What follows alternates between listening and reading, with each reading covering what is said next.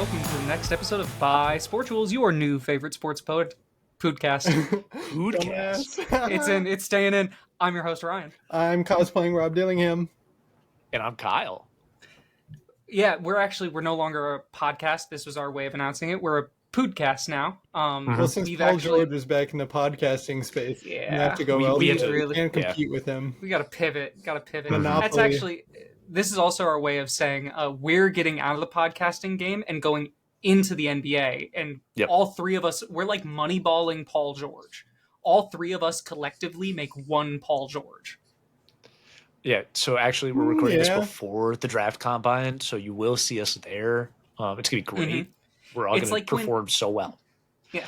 We've all been training like 2 specific draft combine drills, and they're going to super score them like it's the ACT. Yep. Yeah, we're taking my wingspan. We're taking probably Ryan's vert. Yep. Probably. My Kyle. defense. Yeah, Kyle. How good of a 3-cone drill can you run? I mean, I've been working on it. Again, it's not perfect, but we'll get there. We'll get there. Neither is Paul George's. So true. Fine. I don't know if there's a rebounding drill, but I can take that. Every other basketball-related thing, Ryan, go do your thing. Yep. All right, great. I've been working on my jump shot in the park right outside my apartment. Yeah. I have not, because I've had no free time. I'm just going to say I will have those draft meetings on lock. I'm going to ace those. Yeah. All right, you're gonna walk in. You're gonna walk in to the Timberwolves draft meeting, and it's gonna be Chris Finch, and you're gonna be like, "Great to meet you. Can we circle back EOD? Put a pin in this." Communist basketball player assembled. Truly, we have seized the means of Paul George production. And then when we actually get on the court, we'll wear one jersey, one pair of shorts, one pair of shoes. We'll be stacked on top of each other. It's gonna be a size like quadruple XL. I think 2 of us are naked on the bench. And no. What it's gonna be is it's gonna be all 3 of us. We're in like a triangle formation, and we just rotate with whoever's skill we're using. So if we're on defense, go to Kyle. And then me and Ryan just put our feet up. Yeah. He has to carry us like a fucking back squat.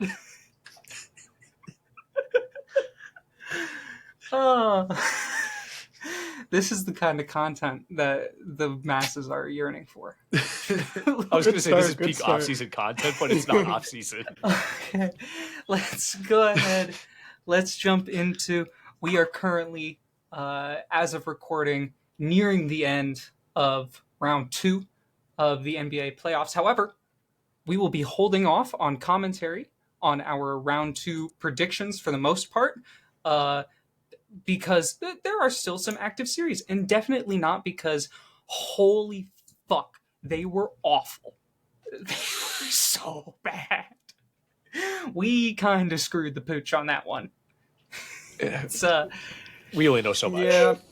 We're recording this a few minutes after the Cavs lost Game 5 to the Pacers. Earlier today, Jason Tatum got surgery to repair a torn ACL.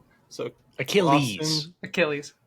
Okay. So Boston's probably dead. Yeah, it starts with an A. I didn't say MCL. Has an L. That's true. Okay, you can see where the brain swap happened. He gets partial credit. He got half the letters. Yes. Mm-hmm. But we'll be talking about the Tatum injury more, along with some nefarious actions by the NBA, and we'll be discussing those. But first, it's not an episode of Bisportuals without some games. So let's hop right into our first game. We've got a classic NBA build-a-team here, but instead of a category, we like to study up here. We like to be prepared when we can on Bisportuals, but sometimes you just got to leave it to fate. Mm-hmm. You got to let the world decide. So we're going to leave it not to random number generation, because that doesn't really exist. Instead, we're going to leave it to as random as you can get, which is a big old wheel. Whoa! We've got the wheel out. We will be building a team by picking active players from whatever roster we get spun on our turn. We'll be doing a standard starting 5 along with a 6th man coming off the bench.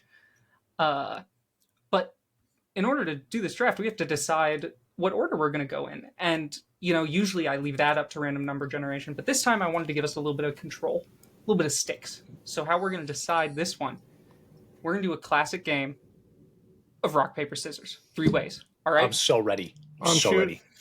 1, 2, 3, shoot. It's going to be 1, 2, 3, shoot, and we'll go on shoot. Ready? Here we go. 1, 2, 3, shoot. For all rock. Okay. Shout out Dwayne Johnson. Okay. had to do it. Here we go. Round 2. 1, 2, 3, shoot. Shit. Fuck.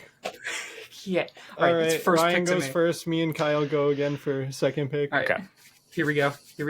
To determine second pick. 1, 2, 3, shoot. Shit.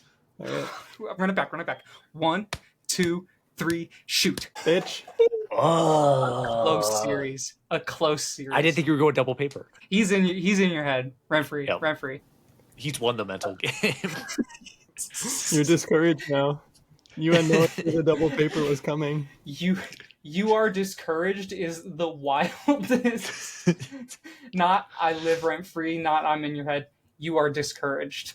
You're discouraged. That's some like Baldur's Gate 3 dialogue. Truly. Something the narrator says when you fail a constant or a wisdom save. You're discouraged. Discouraged. Fuck, I thought I had inspiration. See, but now you're gonna think about that for the rest of the week.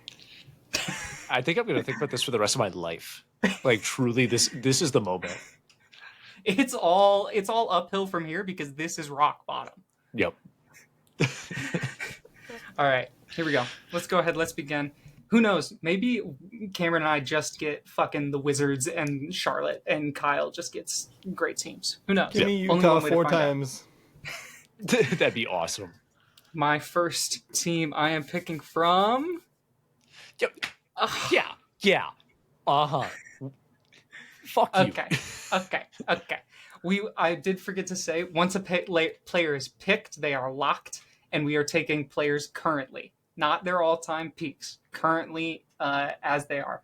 So just pick Luka. Yeah, give me Luka Doncic. What a great start. What a great start to my run here. All right, Cameron, are you ready? Bitch. Gotcha. Please don't call me that. That's very derogatory. It's fine because you're a boy. Ooh, the Toronto Raptors. Here? I'll take RJ Barrett. Okay. Not a great start, but is Scotty Barnes still on the Raptors? Yeah. Yes. God, I love that he's guy. always hurt. Wait, why didn't you? I mean, I don't want to say who you should have picked because now if I get the Raptors, I know who I'm going to pick. Grady Dick. No, someone who was traded to the Raptors earlier this year. Oh fuck! God damn it! Yeah, dummy. Spin me. All right, here's great Kyle's spinner. spin. Oh, okay. Baby. Damn. Do I want Cat or do I want Brunson? There's a correct answer here. There is. I think the real answer is Brunson, and I should pick Brunson. I really want to pick Cat, but I'm gonna pick Brunson. Yes, that's the correct answer. No, it's not. What?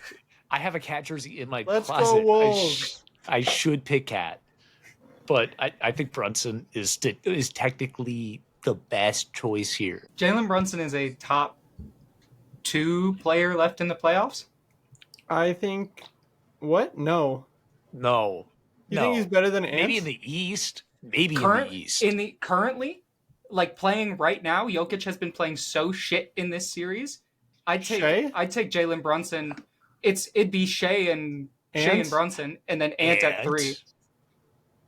Come on, bro. I'm Jalen Brunson. Ant has been elite, but Jalen Brunson has been different.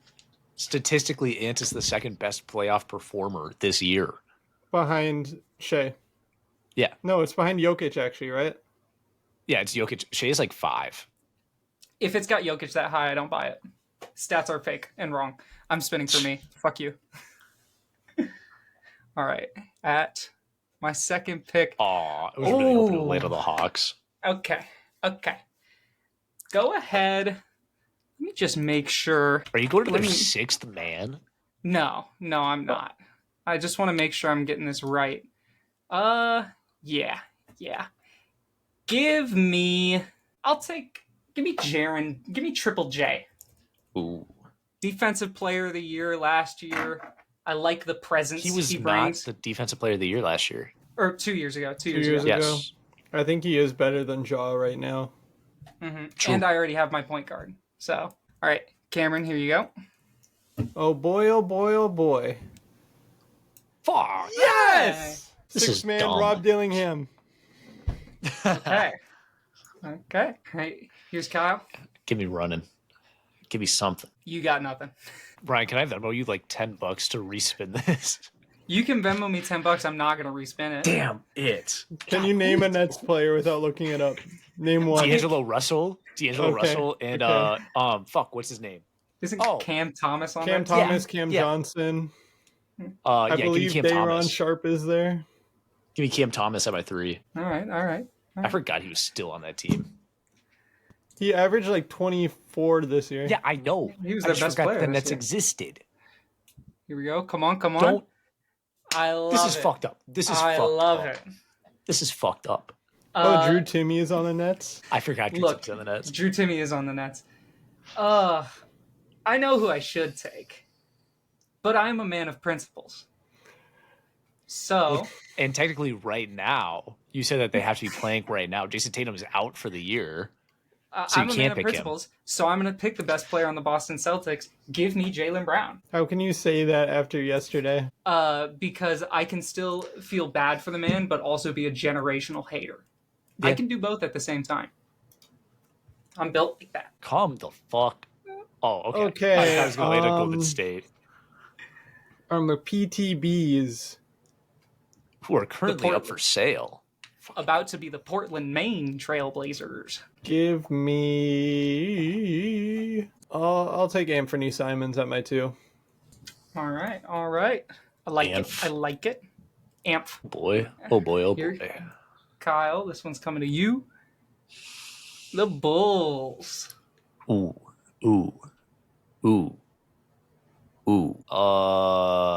Man, I already got Cam Thomas at my 3. Man, I'm stuck here. I kind of want to pick Kobe White. You should. Yeah. I'm stuck between him and Vooch. I'm going to take Kobe White. There's better centers out there. True. No disrespect to Vooch. I just don't know if I'm going to get him. Is the problem. Well, that's the game. All right, here we go. I still have my 3, my 5, and my 6th man available. Come the fuck on. Let's go. Now. Damn it. Let's get that sweet speed. I already got the defensive player of the year, or former defensive player of the year at my 4, so I don't need defense. Give me that sweet spacing of Karl Anthony Towns. The big bodega. The bodega cat. All right, Cameron, this one's to you. What the fuck? Okay. What the fuck? That was so close. That was so close to landing on Nets to the audio Denver listeners, but Nuggets. it landed on the Denver Nuggets. So I need size. I think I'm going to take playoff Jamal Murray. Probably. Gordon. I'm considering Michael Porter Jr. I'm considering Julian Strother, but I've already written I do need size right now on my team, so I think I'm going to go with their center Nikola Jokic. It's a good.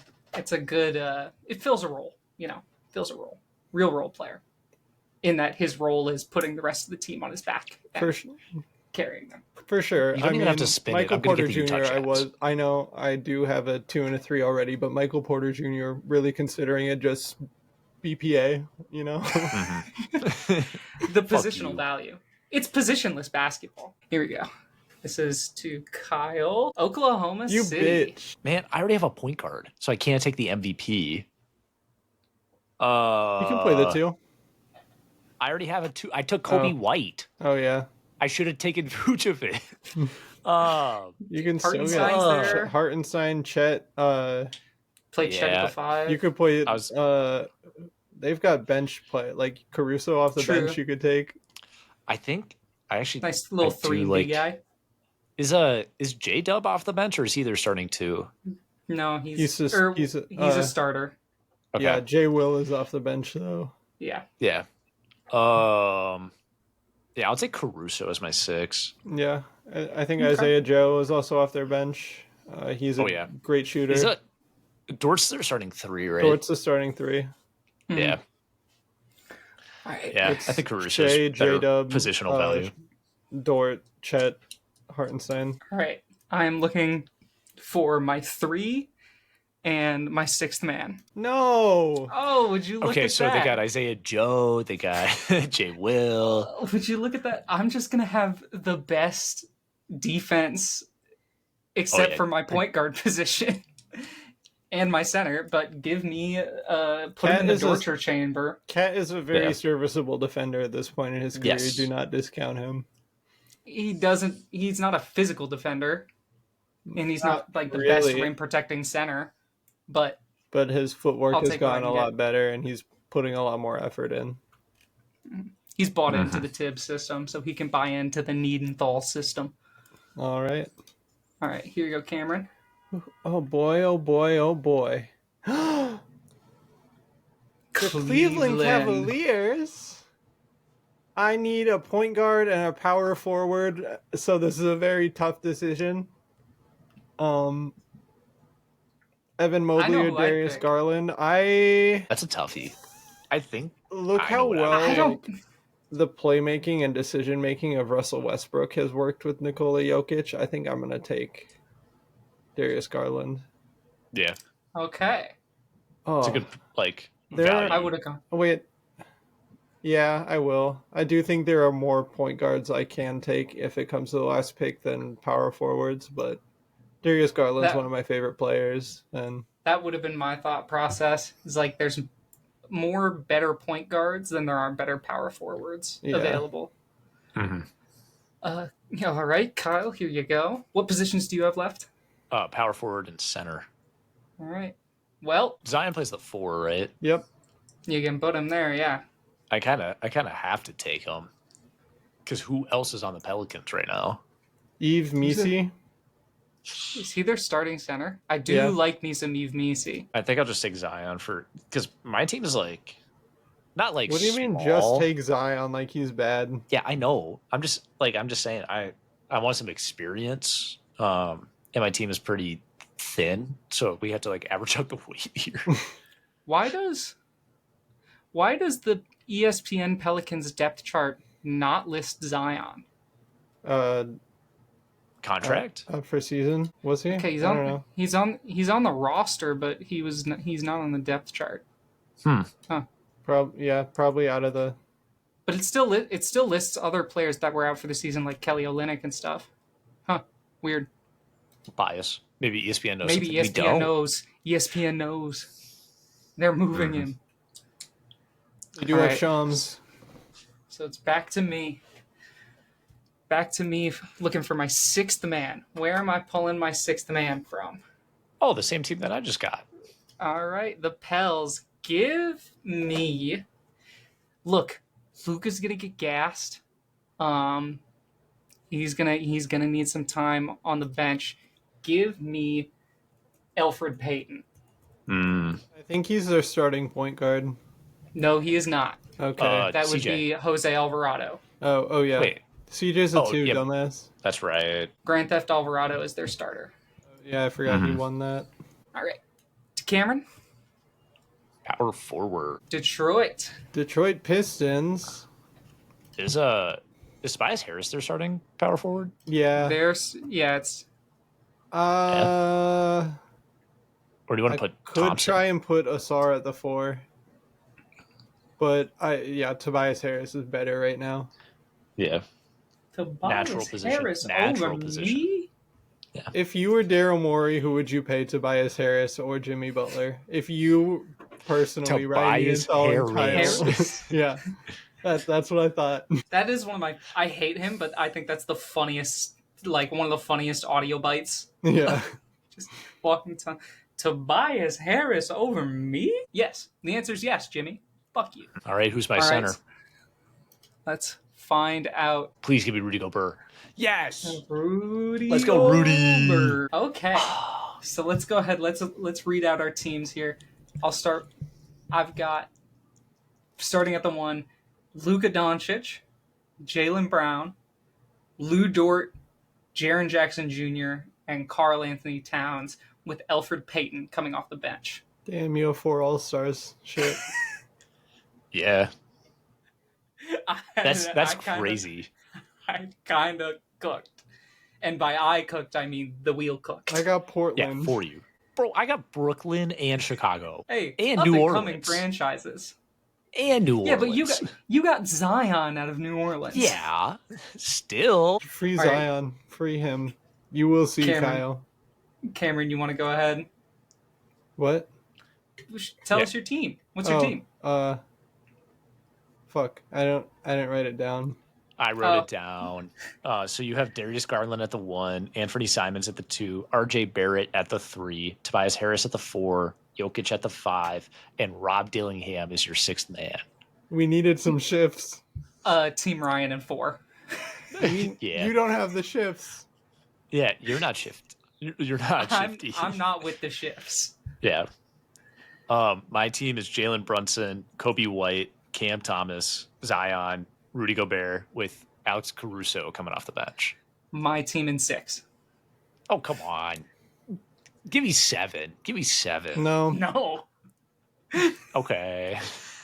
No. No one is beating. I'm like what people thought Denver was going to be last year. No one is beating Team Ryan in a 7-game series. Mm-hmm. Nobody. All right. Well, but I have Jokic. Yeah, fuck you. And Rob Dillingham. I have the 2 best players on the planet. Speaking of what some people consider to be one of the best players on the planet. Great transition. Jason Tatum.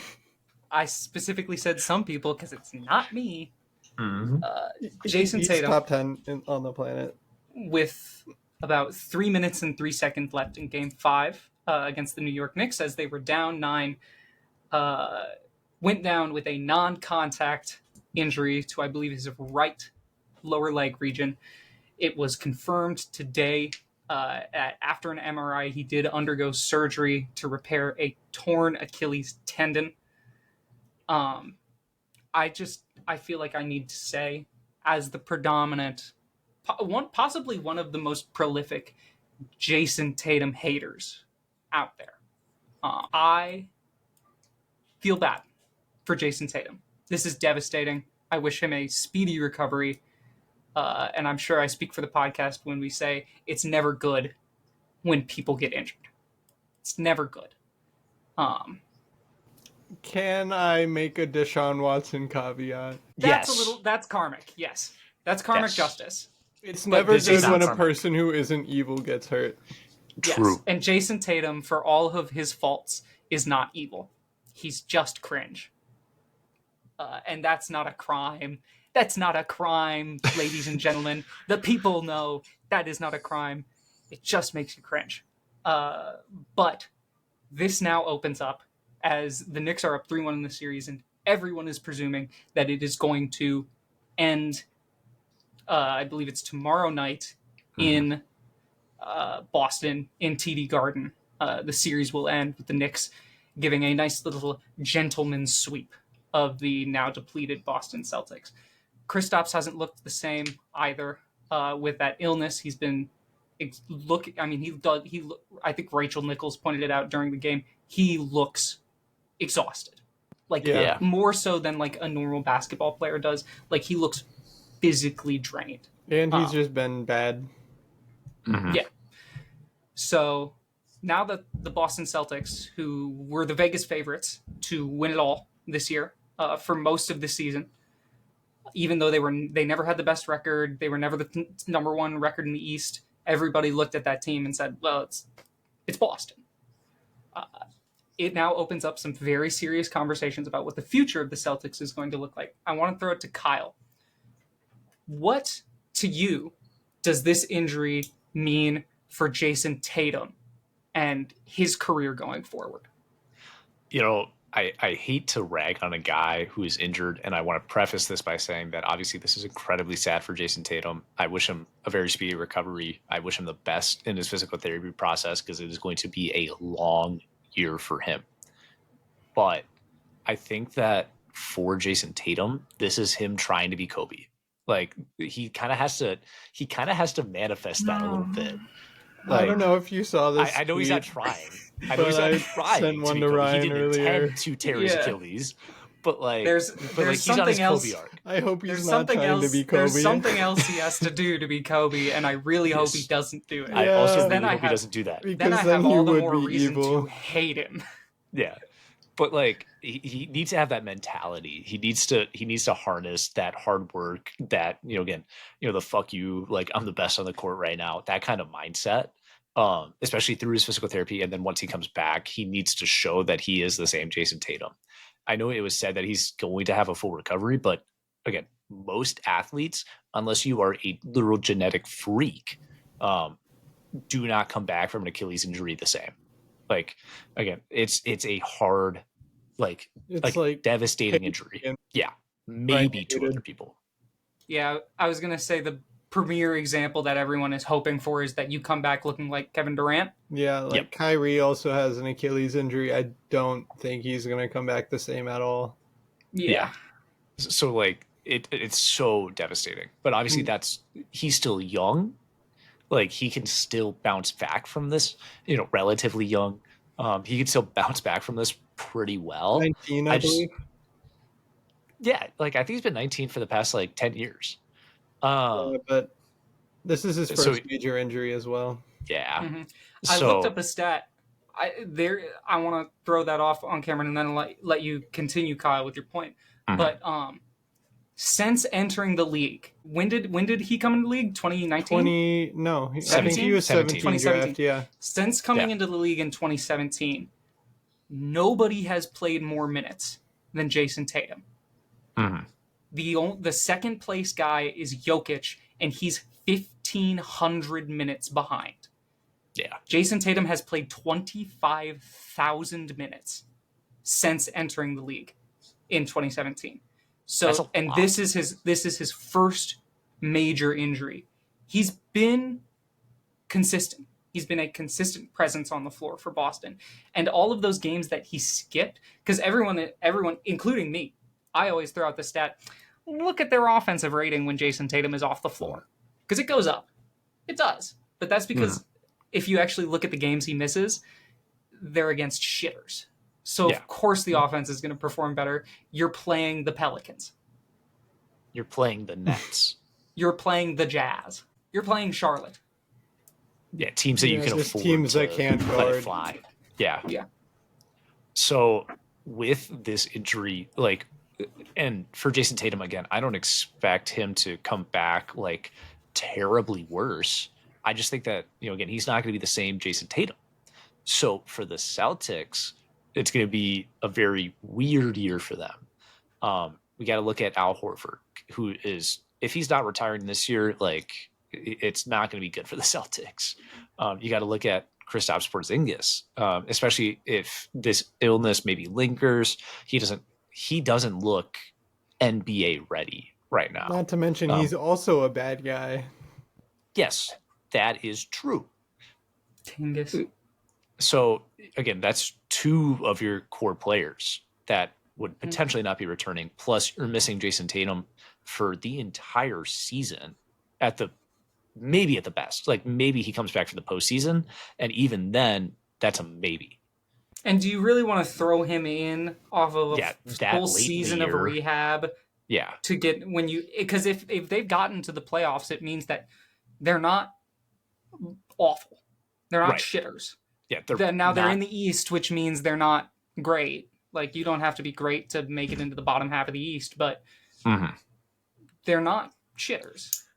And you'd spend the entire year without Jason Tatum in your system for that year. So then trying to plug him back into it would probably cause more harm than good for both.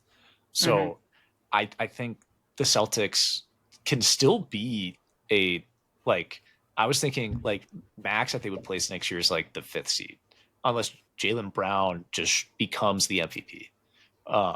But I think just how it works out, they're going to have a lot of rotational guys. I think that people are going to want to come to Boston just because, again, they have that pedigree. It's like the Lakers. Everybody wants to go to Boston. Everyone wants to go to LA. It's the pedigree for championships. I don't blame them. It's harder for Boston, but you can't argue with the fact that they have some racists. That, yeah, and the reason everyone wants to come to LA partly is because of the prestige of the franchise, but it's also because it's LA. That's where all of the entertainment industry is, and that's the most common pipeline for players coming out of the NBA is to go into commentating, go into entertainment, go into podcasting. Yep. That's another reason LA's so high desire. Easy to get free agents. Boston, there ain't shit but beer in Boston. And I'm all offense intended to the city of Boston. Yes.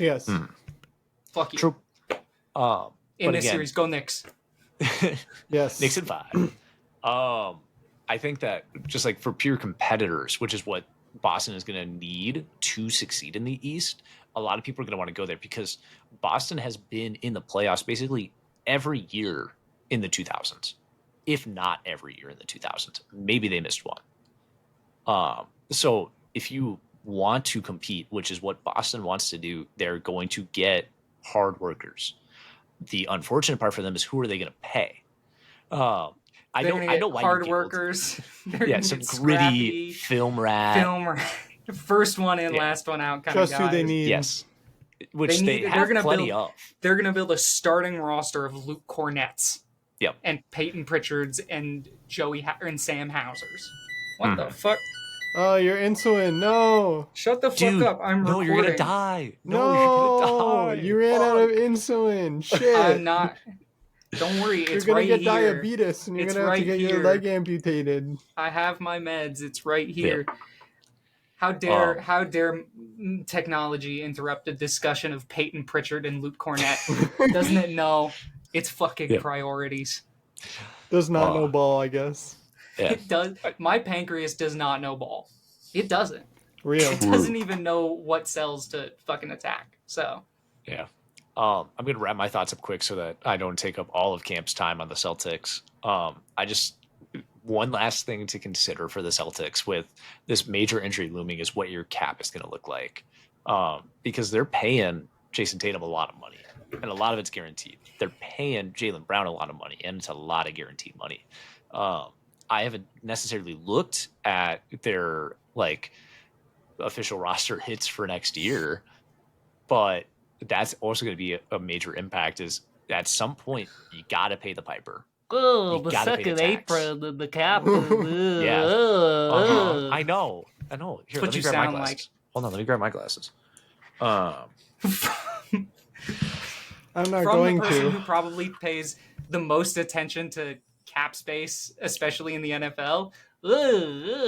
Again, it's something to consider. It's something to think about.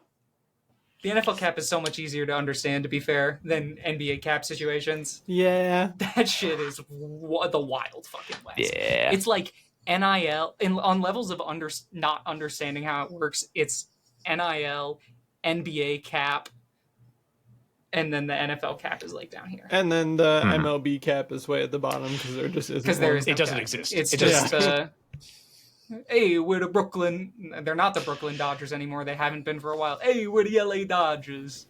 We have $800 trillion. Yeah. We're gonna get Shohei Ohtani, baby. Let's go. Let's go. No, wait, fuck you. No, Yankees. No. Let's go, Mets. We are a Twins podcast here. I Fuck the live Yankees. 20 minutes from Yankee Stadium. I don't give a shit. I don't give a shit. I'm Twins first, but I can't root for the Mets. I don't care about baseball. That's I boring. can't.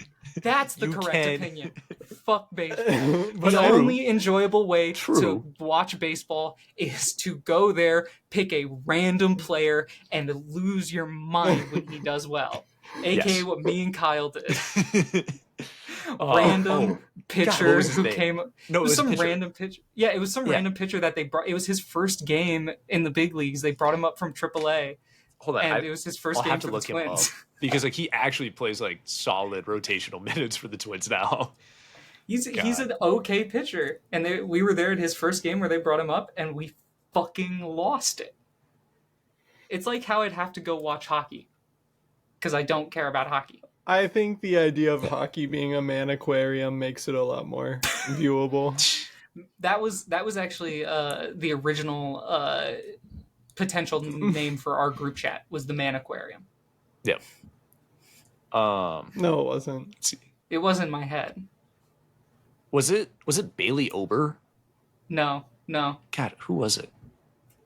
While we're doing this research, Cameron, I want to throw it to you specifically on Jason Tatum is one thing, but the next 3 years of the Celtics is now very much in doubt with, like Kyle talked about, who are they going to keep? How's the team composition going to look like? Even before this injury and before the playoffs started, there was reporting coming out by, I believe it was Brian Windhorst, who said, win or lose, the Celtics front office is very likely to look at a tear down of this team after this season just because of the dreaded second apron. So what do you see in the future for this Celtics team? I realistically think there are a few players they keep around. I think they're going to keep Jason Tatum, Jaylen Brown, and Peyton Pritchard on the books. Anyone else I think is up for sale, specifically Drew Holiday. I don't think Horford or Porzingis are going to be on the roster, like you mentioned, Kyle. And they do have a bunch of young players that they've drafted in the second round that they could potentially build a bench unit out of to save money. I think it would be great for them if Tatum was out for the season next year, so that way they could get the salary exception. And obviously the big trade target of this NBA offseason is going to be Giannis. They're not getting fucking Giannis. They're not getting Giannis. But they have nothing to get would Giannis for. Be able to make the money for it without trading Jason Tatum or Jaylen Brown. I have a take on this that I stole from someone else, but I'll let you finish first. Yeah, I don't think the Celtics are as fucked as you might think. I do think there are going to be big changes, but I don't think it's going to involve their core, their Jays and their favorite white boy. Luke Cornett? No. Oh, Sam Hauser. No. Derek White?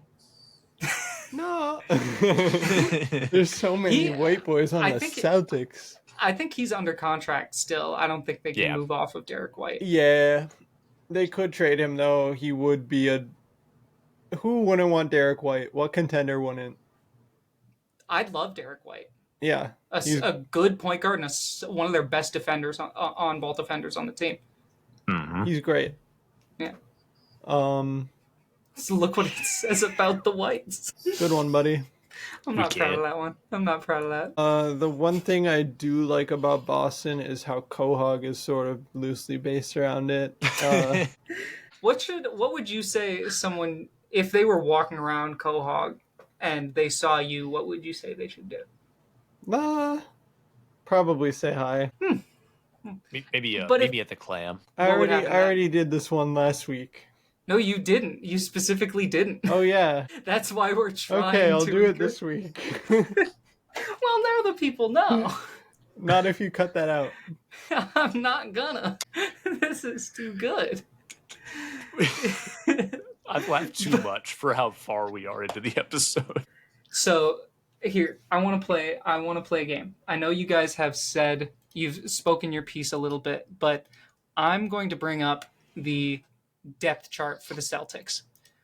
By the time that Jason Tatum returns to the active roster, I want you to tell me whether these pieces are going to still be in Boston or are going to be gone. Okay. First up, easiest one, Al Horford. He's already 68 years old. Yeah. Yeah. He's going to ride off into the sunset. Kristaps Porzingis. Boo. Coin flip, honestly. Cameron says gone. No. Yeah. Generally coin flip. Mm-hmm. Either of their non-6 man of the year white boys. Hauser and Cornette? I would have to look at their contracts, but I would lean. I say they keep Cornette for the size, and if Hauser is under contract for the entire year next year, that they may try and trade him and get some either picks or some other value players. I like that. Yeah. I think with how desperate teams are looking for size, I think Cornette could be a more valuable asset, especially in the West, because the West is big and It's fucking huge. Like it's likely about to get bigger. With a certain freaky Greek heading over there. Potentially. And a certain freaky white guy. You? You're going out west? Kyle? No. You and the big guys are heading out west? Flag. No. Okay. Peyton Pritchard. Yeah. He's has to stay. He is agree. Boston. Sure. Drew Holiday. No. They got to trade him. Get some value. Okay. All right. And then this is the one that people, I think, he's been in trade conversations for the last 4 years, but Jaylen Brown. No. Especially without Tatum. You need someone. There's no way he's traded. Yeah. You need someone to play the game of basketball. Unless they're gonna completely tank. Yeah. Which we'll get into it. The tanking hasn't really worked. Yeah. This could be a very different Celtics team. I did want to I'm going to throw one take out there quick, and then we'll go to the draft. I think the sneaky ramification of this Jason Tatum injury is the fact that you look at the East now. The Cavs are frauds. Indiana's looking playoff. They're gonna make the conference finals for 2 years in a row. They look legit. The Knicks look legit. They look good. They're gonna make their first conference finals since Ewing, basically. Yeah. Isn't it? Yeah. The rest of the East now, it's not looking too strong. Maybe Giannis looks at this and says, I'll give it another year in Milwaukee. Because here's his two options. One, stay with Milwaukee because Milwaukee is not trading him in the conference. It's just not going to happen. They learned that lesson with Drew Holiday. They won't do it. But the East he can either stay in the weak East or the place it looks like he will some of the places it looks like he's going to end up are the Spurs maybe, or there's a package from the Rockets that involves Şengün sending Şengün to the Bucks. But whatever package it is, you're going to be moving to the West, which is fucking wild, insane. Oh my God. The West is big, it's tough defensively, and it is deep. So do you really want to be fighting for a middling seed in there? Because unless you think that the Rockets can lose Şengün, Amen Thompson is going to take a huge leap, and they're going to become incredible and a real team, and not kind of the fake second seed that they were. Or if you think that the combo of Wemby and Giannis, they're going to have to give away Stephon Castle, but is going to be good. Stephon Castle, I think it's Stephon Castle, Keldon Johnson, Harrison Barnes, and picks to make the salaries work. Pick 2 for sure. Yeah. Yes, pick 2 for sure. But it's a gauntlet of a Western Conference or one more year in Milwaukee. That's all. I think it's now more of a possibility. Is he under contract for 1 year with Milwaukee still? Okay. One or two. Because if it's just one, then I could see why he would lean more towards just this could be maybe a slower year for him to kind of keep his health up. And then in free agency, go wherever the hell he wants for a gajillion dollars. Mm-hmm. I guess just if he does stay in Milwaukee, he can't expect to compete. I think the Pistons are going to be a rising team. I think the Bulls are going to be a rising team next year. The Magic, I think the Sixers are going to have a bounce back year. Yeah. like it's inevitable. I Especially if don't, Jared McCain because plays the full season, then like, Joel Embiid doesn't play basketball Well, now. yeah, but Jared well, McCain yeah, will, but they're, yeah, Fair. and he's a better um, player all time already. true, IMO. true. He's accomplished more. So I think the East is rising. That's for sure.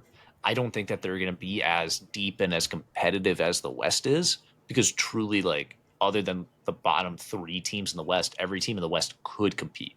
Whereas, like in the East, it's really like a 7-8 man race. Where in the West, it's a 12-man race. Yeah. So he's under contract for 2 more years and then has a player option in 27. I think that Can we talk about for this a the little more after the draft, or after yeah we talk about the lottery? Because Yes. I yeah there are Yes. some that implications plays into there. my take a little bit. Okay. Okay. But in order for that those trades, like the Spurs trade, especially like Cameron said, would have to involve the second overall pick in this year's draft, which has now been determined as the draft lottery was on Monday, May 12th, and boy, the NBA had it in. A little Now, bit. up front, let's be clear. I think there has only been one rigged draft in NBA history, and I think And it it was was the the Ewing literal one. It yeah. was the envelope was cold. They put it in the freezer. Yep, the No, Ewing draft, it had a bent corner.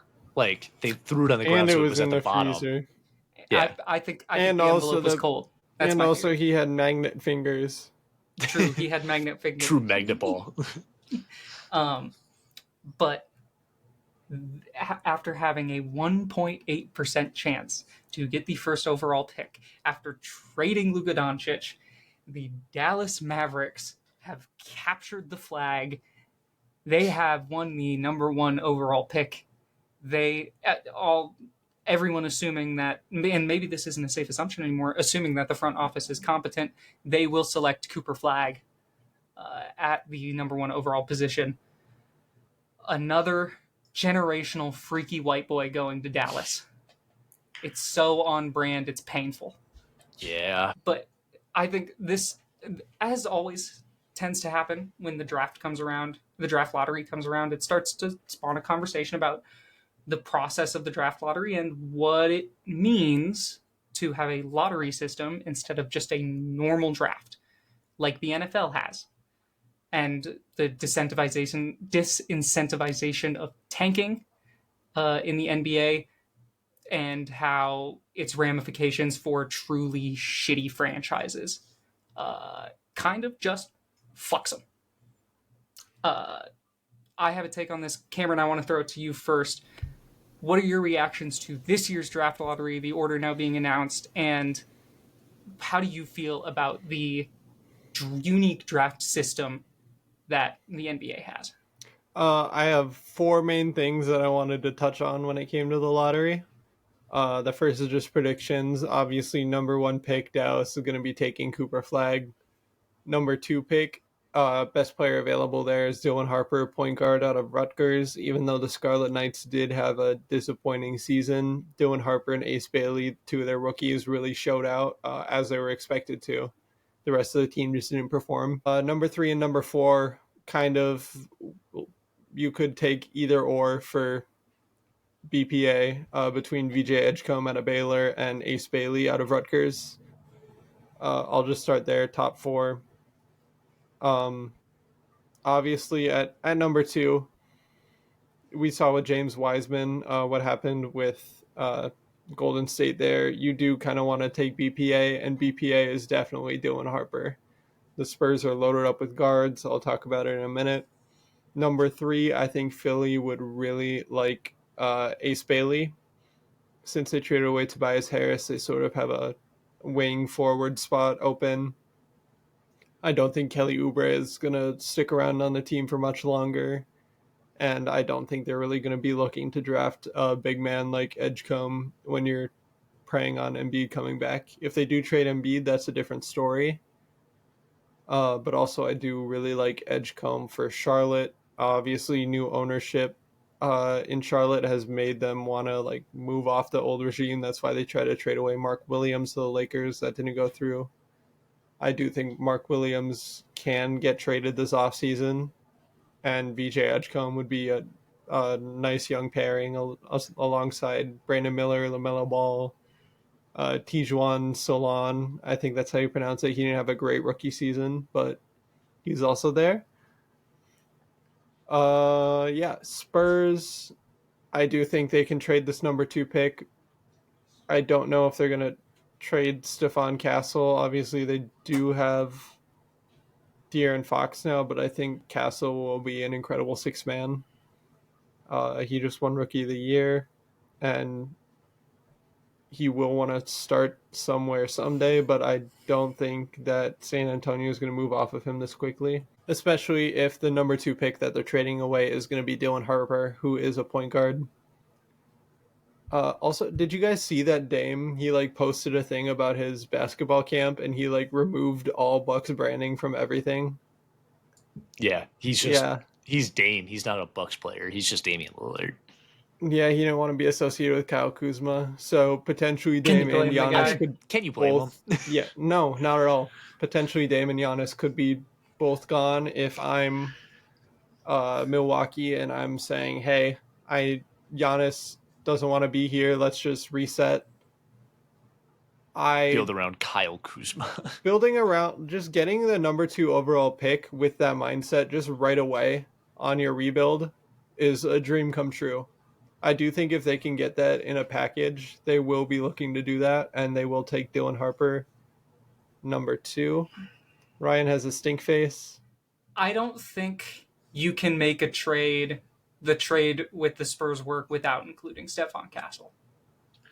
Potentially. Because here's why. I think if you are trading away Giannis Antetokounmpo, you need... Ace Bailey is a great prospect. Dylan Harper. He has Dylan Harper. Ace Bailey is also a great prospect. But Dylan Harper is a great prospect. And he could very well turn out to be a great point guard for them. But you don't know that. And you do know that Stephon Castle just won Rookie of the Year. That's true. They will want proven commodities. They will want 2 things: picks and proven young commodities. They will want, whether it's role players or if you do the Rockets trade, it's Şengün. I do think Keldon Johnson would have to be shipped. Yeah, to make salaries. Like I said, the trade I mentioned earlier. Maybe Sohan.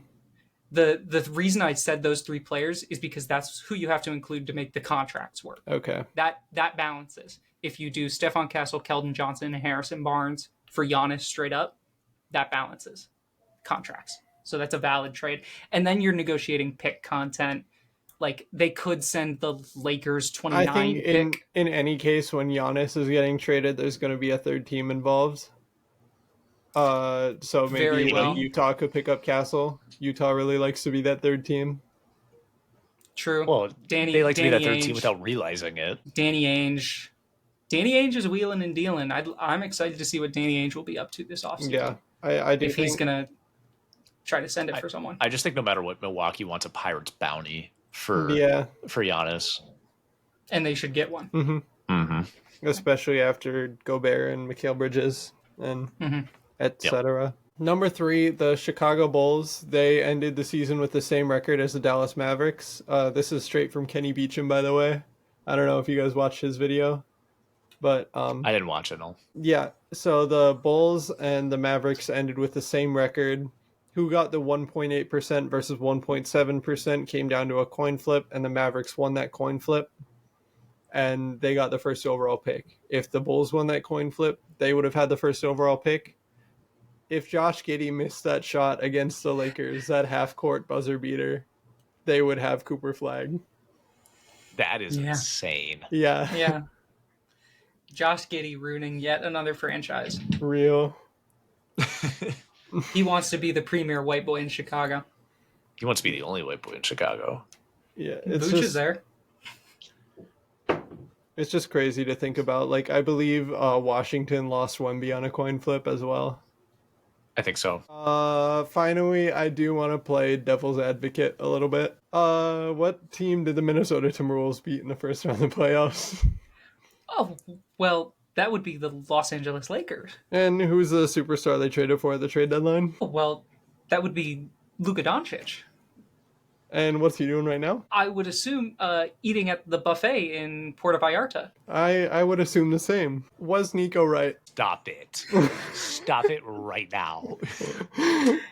There's a conversation to be had. There is a lot more of a conversation to be had right now. Now, this was a crackpot Worst trade idea. in NBA history is looking like a long shot right now. This was a crackpot idea that I heard that I was like, wait a minute though. Okay, set the stage. All right, you are the Dallas Mavericks. Your timeline, you are not playing for this next season. You're playing for the season after, right? Because you're going to have Kyrie back. out. Yep. You're going to have all of your starters ready. Keep the number 1 overall pick. Draft Cooper Flag.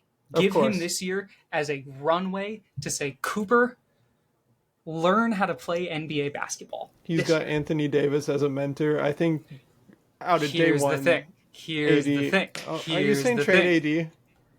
That is put together the package of a fucking lifetime. It would have to include. It would be Anthony Davis, Klay Thompson. Get him out of there. I think there would be one or two more players involved to make the salaries work. Get Giannis, and you say, fuck it, 1 year. 1 year without Kyrie. No, not next year, but the year after. Yeah, with Kyrie, because he'd be in contract for 2 years before his player option kicks in. You'd say, fuck it, 1 year. Our window is 2026-27. That if is we the lose, only year. Yeah, championship or bust. If Giannis is getting traded, it's going to be this offseason. So do so it this he has a offseason. year Are left. you going to say that Giannis is going to agree to being a stinky team for a year? For 1 year. He's already been on a sticky team. Exactly. That's why he wants to get out. Yeah, but he'll be on a sticky team in the West for a year, and then he'll be on the Dallas Mavericks with Kyrie Irving and Cooper Flag. And that's not a sticky team at all. He wanted to go to a state with no income tax. I want to say Texas has income tax. They don't have No, it does property not. tax. No, it does not. It Oh, has they no don't have income tax? It has no. Oh, I thought it was the other way Florida. around. It's that in Florida. Yeah. No income tax. But of the 3 teams in Texas, I think Dallas is by far the least likely. Oh, for sure. Sure. But they were also only had a 1.8% chance to get the first overall pick. Yeah, but you're talking about Nico Harrison cooking up a deal. I was going to say, that's my problem. Objectively, this is a rancid deal, which is why I think it could happen. I don't want Nico Harrison to be rewarded for this trade. So him getting the number 1 overall pick sucks. I would hate if he was able to get Giannis with it too, because then he would I think you saw how miserable Dallas fans were after the trade. I think it's because they didn't have a blonde white guy with insane potential on their team. So give them the blonde white guy with insane potential. Yeah. And the Greek freak for 1 year. No. I hate I'll it. play devil's advocate for Nico Harrison, but not that much. This is my crackpot take. That's insane. All right. God, I love basketball. That's all my thoughts. Do you guys have anything else to talk about there? I saw something today that I thought was really funny because it was like Ernest and Young is the group that does the lottery, and someone tweeted was like you seriously don't believe that Ernest and Young would like fraud the NBA because they're such a prestigious organization. And they're so prestigious that they had their like CPAs get caught in a cheating scandal on their CPA certification exam, which I thought was really funny. So it's like I don't really think that there's fraud in it. I truly think that it was like a legit lottery. There are so many media people there. Yeah, so many media, so many third parties that have no stake in the game that would have to like commit fraud at that high of a level. It's just not possible. Plus, you'd have to think about it from this way. Like, if you're looking at Dallas and it's like, oh, Dallas clearly, Dallas would clearly agree to the draft being rigged for them. Why would the Washington Wizards, Yeah. agree to get fucked year after year. after year. And Utah. And Utah. But Washington has just been so royally fucked by the draft lottery that at one point, if this were They truly just rigged got and the I were number the 2 overall pick. I get it. Washington, Yeah. They got it last year. yeah, in a shit draft. Yeah. They haven't had a generational prospect or even a really, really, really, really good prospect since John Wall. Bradley Beal. Okay, since Bradley Beal and John Wall before him. But if I were the owner of the Washington Wizards, I would be storming into Adam Silver's office going, "When's it my fucking turn? When do I get Zion? When do I get fucking Cooper Flag? When do I get AD? Adam? I pay your salary, Adam." If they were good, Trump would go to the games. And that's why we can't have it. True. So this could 4D be chess. This could be like a woke mind virus thing from Adam Silver, but True. Him and Steve Kerr. The woke mind virus. Let's go ahead. Let's hop over to the NFL. We'll talk more, like I said earlier, about the NBA next week with our round 2 summaries and round 3 conference finals predictions in our next NBA playoff extravaganza episode. But big news in the NFL this week and recently, especially these last couple of days, has been crazy in the NFL. But before we get to the news, we've got a game to play. This is, what did I call this game again? This is NFL Guess the Category. I have 5 lists here of players. Some active, some former. I will start naming off these lists of players. And our 2 contestants here will have to buzz in and tell me what category these players all belong to. Now, maybe there might be another category, but if it's not the one I'm thinking, it doesn't count for the point. Because otherwise you could just pick something broad like, they're all NFL players. And that's not the spirit of the game. Right. So, there are 5 categories. First to 3 wins. We'll still do all 5 to see if it's close at all. But there's some fun categories in here. But before we begin, as always, we have to know what your buzzer sounds are. So Kyle, what will your buzzer sound be today? Beep. Okay. Cameron, did you have a buzzer? Fuck you. Oh. Fuck you. I thought you were going to make another Christian Ponder joke. I was leading into another Christian Ponder joke. But I appreciate it. Christian pondering if I'm going to continue to use that buzzer sound throughout the game. We'll see.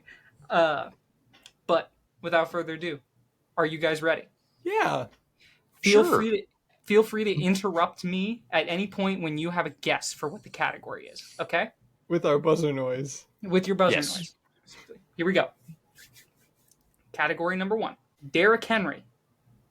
Saquon Barkley. O.J. Simpson. Adrian Peterson. Cameron. 2,000 yard club? It is the 2,000 yard I'm sorry. That was not your buzzer noise, Kyle. I know. I couldn't hold it in. O.J. Simpson got mentioned and Kyle lost. Kyle was just really passionate. He's still looking for the killer. Look, man, since OJ passed on, someone has to take up the mantle to find the killer. I've said it before, but I'll say it again. It's so sad that he died before they ever found the real killer. Yeah. Yeah. All right. That is 1 for Cameron. Here we go. Second category. Sam Darnold. Kirk Cousins. Kyle. Freaky white boys that have played quarterback for the Minnesota Vikings. No. Damn it. Jared Goff. Baker Mayfield. Joe Burrow. I swear to God, Cameron. if it's freaky white boys who Active play white quarterback. quarterbacks. It is active white quarterbacks. Oh. You were too specific, Kyle. Damn it. That's tough. All right, 2-0 series lead for Cameron. All right, here we go. Category I number got a 3. hill to climb here. Category number 3. Patrick Mahomes. Aaron Rodgers. Travis Kelce. Derrick Henry. Beep. Kyle. State Farm sponsored athletes or NFL players. Yes. Oh, Yes, damn. State Farm Damn. sponsored. Featured in State Farm commercials. That's a good The discount double category. check. Yeah. Mm-hmm. This is going to be this fourth category is a shorter category, okay? Because there's not a lot of guys here that fit it. Anthony Cromartie, Who? Travis Henry, Tyreek Hill, Phillip Rivers. Cameron, NFL No. players with more than 10 kids? that is the exact number I was gonna give Kyle. Kyle.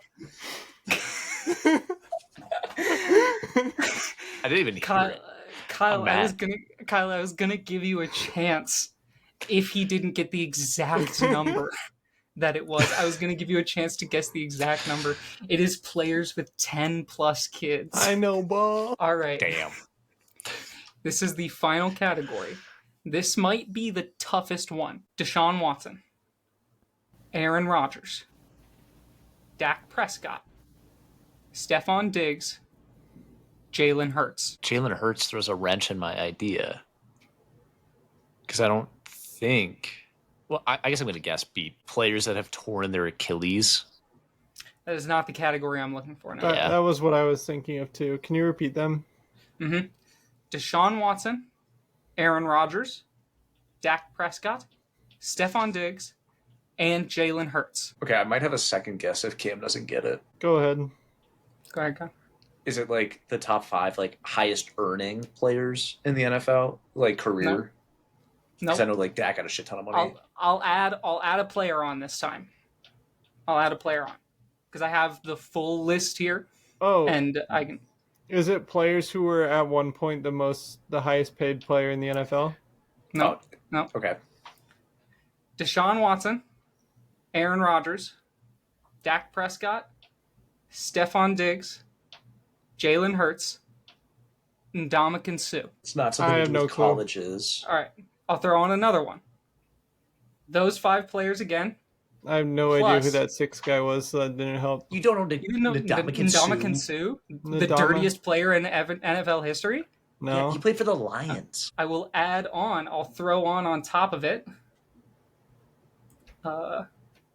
Jair Alexander. Don't think so much their play or their contract situation. This is a very these specific all category. Players you don't like?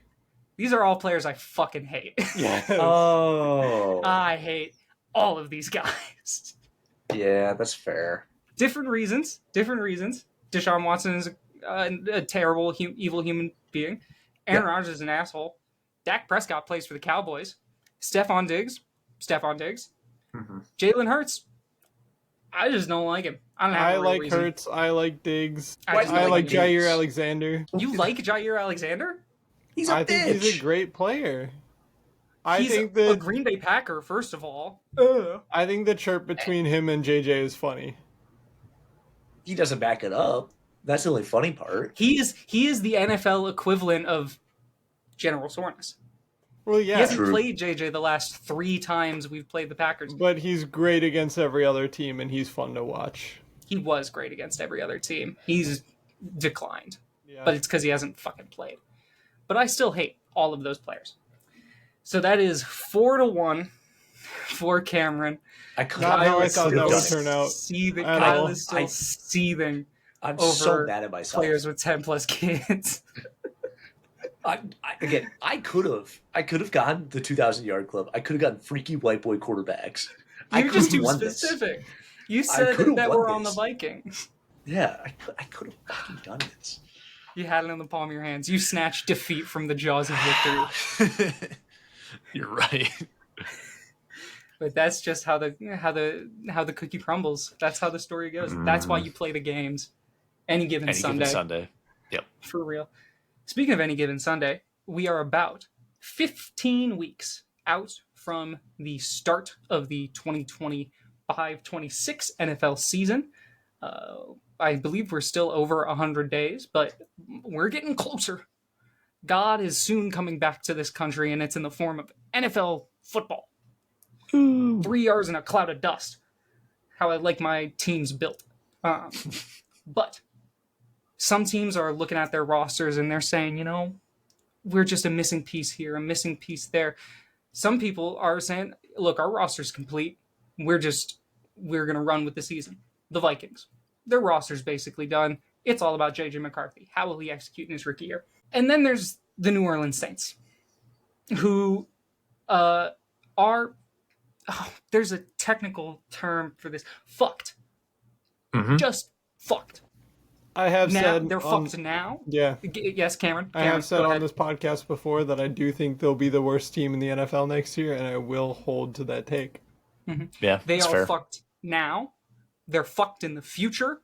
They were fucked for the last couple of years. They are just perpetually fucked. They're the Riley Reid of the NFL. I mean, that's one way to say it. I think that they cast some deep, dark, shadow Voodoo magic. Yeah, it is New Orleans. To win their Super Bowl in 2009, and it was it's all those hypotheticals of would you take one Super Bowl victory for 100 years of ass? And the New Orleans Saints were yes, please. Where do I sign? This is karma for Bountygate. Still, yes. Before we get into the Saints take, just fuck the Saints. True, dude. Oh my God. Saints. Fuck the Saints. All right, glad we're on the same page there. Also, fuck the Liberty. Fuck the Liberty. Dude. No way. I was thinking the same thing. Fuck the Liberty. Fuck the Liberty. But there's been a new layer to the Saints just being absolute ass. They were always in cap hell. They've been kicking the can down the road for years. They've had a mediocre roster. Now they don't have a quarterback. Derek Carr, after suffering an injury last season and missing the back half of the season, has now officially retired from the NFL due to that injury becoming a degenerative rotator cuff issue. It's a serious medical thing, as always. Like we said about Jason Tatum, I feel sorry for Derek Carr. He would have still been their starter. He would have still been making good money. He's still semi-productive. He Yeah. wasn't bad. He wasn't elite, but he wasn't bad. But it always just comes down to injury luck, and he drew a bad draw. And it sucks for Derek Carr. He's made a lot of money in his career, so he won't be suffering in that area. But I know if he had the idea that he could still play football, he would. That being said, the Saints now have to move forward with just what might be the worst fucking quarterback room in the history of the NFL. Yeah. If they don't make it, their quarterback room currently, they have 3 QBs on the roster. This isn't their 53. This is their 90-man roster. They have 3 QBs. They have the rookie they just drafted out of, I believe, Louisville. Yep. Tyler Shuck. They have former, I believe he was no, the Saints drafted him. I thought the Falcons drafted him, but that was Desmond Ridder. Spencer Rattler. Of the South Carolina in college fan. for about 12 years. Who is still somehow on an NFL roster. And it's been one season. My point stands. He played a little bit last year, and everyone asked the question, this guy's not in the Arena Football League? This guy is not selling car insurance? He will be soon. And then, of course, at your local Taco Bell. The final quarterback in the quarterback room. It's the one, the only. It's Jake Haener. Let's see that man. Dude. Hold up. Let's go ahead. Look at him. Let's get this on the screen because the world deserves to know. To see this, man. This picture. Jake Hainer. Oh my god. Oh boy. That's not I even would the also- picture I saw. It was There's yeah, this one. one. Yeah. That one's so funny. So much And then- aura. Holy shit. My favorite is Dude. when he's not even doing the like media day poses. This is just him. I said it earlier. This dude just looks like Alita Battle Angel. Like that fucked up CGI from the movie, but he's a real human being. Can you go back He to looks pick number like a 4? Fantastic Sam's like photo shoot No, model. the fourth one. Oh, in the this top one? row. Yeah, This one? He that's looks like pretty a good. Bachelor contestant. I was gonna say James Charles. No, that's No, mean. He does that's not mean. look like James Charles. A little bit. As opposed to the other. Let's be clear. He is the hottest quarterback on the roster because this is Desmond Ritter. Or sorry, No, Spencer Rattler. I'm This is sorry, Spencer Yes, Rattler. that's Spencer Rattler. This is Spencer Rattler. And then this is, no disrespect to Tyler Shuck, but babyface Tyler Shuck. I do And just want to. There's one caveat yeah. that I need to address while we talk about this man. That is not how you spell Shuck. What the fuck is that last no, name? it is not. That's What show. the fuck? No, it is not. Yeah, it's show. Like you can't tell me that. Oh yeah, I'm Tyler Shuck. Where is your like? What consonant? fucking Where- region yeah. is that from? Like where is I don't that even last know. name from? It's got to be like Irish or like Scottish Something. or something. Yeah. Something in that realm. Why Also- can't you just be Tyler Johnson? Just as a reminder for the folks at home that may or may not be familiar with Tyler Shuck and his work, this is Tyler Shuck. Dude, this is such a funny clip. I also just like right before you got to that, Tyler Shuck, he reminds me of someone in a Disney Channel movie playing a quarterback. Yes. That's what he looks like. This is the dude from Blue Mountain High playing quarterback. Dude. There. So as He you got can picked see, before Shador. he got picked in the second round. He was the second quarterback off the board. It Jackson went Dart. Jackson Dart, or he was the third quarterback off the board. It went Cam Ward, Jackson Dart, and Tyler Shuck. I just 2 can't. white boys and then a nonchalant guy with a really cool first name. Yeah. I just look. The Saints, they're not totally fucked. No, They could be a different kind of fucked because they Yeah. do have another option when it comes to their quarterback room. And it's the option nobody wants. But Aaron Rodgers, as of this recording, has yet to sign with the Pittsburgh Steelers. There was a report from Pittsburgh insiders that said today, May 13th, Tuesday, was supposed to be the day that he was going to be announced. That did not happen. I'm assuming. Yeah, there's still 45 minutes left in the day in Pittsburgh. They won't. I'm assuming he will not be announced by the time this episode comes out. If he is, egg on my face, fucking cum on my face, I don't know. Yeah, a lot of like- stuff on my face. Text him that you want to come on his face or something, and Don't he might text me screenshot that, and he might like save it in a folder. I might send that to a certain governmental authorities, and I'll Send it Photoshop to it to say Cash that Patel. He won't do anything. I'll Photoshop it to say at the very top Kyle instead of whoever sends it to me, and then Come on. he's going back. The FBI's coming back for him.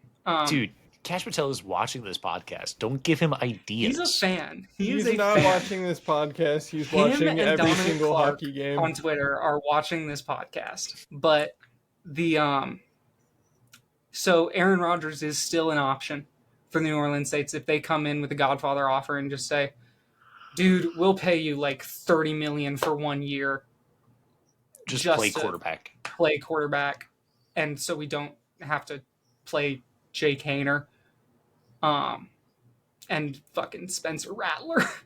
Yeah. So I want to start with Cameron on this one. Yeah.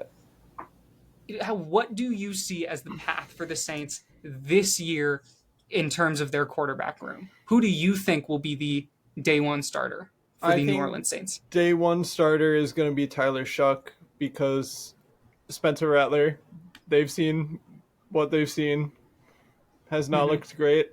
When we were looking it's like Spencer Rattler is to the New Orleans Saints what Kellen Mond was to Mike Zimmer. Yeah. Yeah. I don't know, but like Kellen Mond actually had decent potential. Spencer Rattler came into the league at 33. Yeah, basically.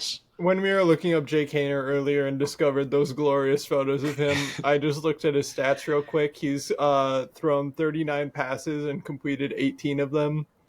That is less than a 50% completion rating. Although that's it's Anthony less Richardson than 40. numbers. It's less than 40 passes, and you're still less than 50. Yeah, That's Anthony Richardson numbers, dude.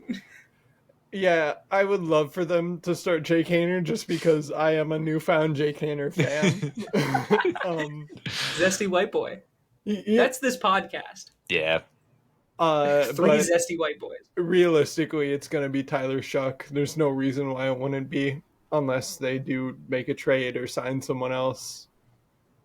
I mean, they have nothing to trade, so I think realistically the best path forward for the Saints through this season is to throw a total of 4 touchdowns throughout the entire season, win a total of 0 games, and you had Drew Brees. His rival was Peyton Manning. Why not get another Manning next year? Yeah. I think that is realistically the only path forward for the Saints quarterback room because they can't sign anyone in free agency. They can't really trade for anyone. They have the worst cap situation in history. Yeah. There is one trade that they could do. Specifically, you could send a third rounder for Kenny Pickett. Super Bowl champion Kenny Pickett. Ooh. Because Cleveland got him for a 5th from the Eagles, and I think they have no intention of making Kenny Pickett their starter. With Dylan Gabriel and Shedeur Sanders on the roster, you could move Kenny Pickett. Dylan Gabriel could be a long-term developmental project, and Shedeur could hold Joe Flacco's clipboard. And you'd still you'd get a third rounder from New Orleans, which is going to be a valuable third rounder, because even with Kenny Two Gloves, they're going to suck ass. I don't think Kenny Pickett isn't there. I don't really like that. If I'm the Saints, I don't think Kenny Pickett is someone they see as their future. They shouldn't. Well, their future is Arch Manning. Yeah, exactly. So I think they should embrace that. And if they start Tyler Shuck, maybe they found a diamond in the second round. Maybe he's really good. There's only one way to find out. If he's ass, that works for them too. I said it earlier when we were talking about paying the piper of this is the year where you bite the bullet. If you're the Saints, you pay up every debt that you have collected up until this point. It's a lot of fucking debts. Yeah. It's like $100 million in debt, but it's it's a ton of money. They're need- so over the cap. They need to fully embrace the Cleveland Browns. Mm-hmm. I think, so just be ass. I think I saw a stat that speaks to what you're saying, Kyle. This is if they make no signings and no extensions for the rest of the offseason, and they go into the year as is. And teams usually don't make extensions and stuff like that during the year. That's off-season business. Yeah. During the year, you're focused on winning games and playing football, not contract negotiations. This would be the first year in almost a decade that the Saints would start the offseason under the cap. Jesus Christ. They have started the offseason over the cap for the last 7 or 8 years. And it's not by 10 or 15. It's 80 million. It's $80 million over the cap. There is so much dead money. Are they still paying Sean Payton? Yes. That doesn't count towards the cap. No. But they're still paying Michael Thomas. They're still paying Michael Thomas. He hasn't played football in 4 years. He hasn't played since 2019. This is the last year, if not, or last year might have been, of all of the fake money on Taysom Hill's contract. That 4-year, $40 million. He's technically in the total. quarterback room. No, he's not. No, he's not. If you start, the moment Sean Payton left, Taysom Hill was no longer in the quarterback room. Sean Payton just liked their feisty little white guy.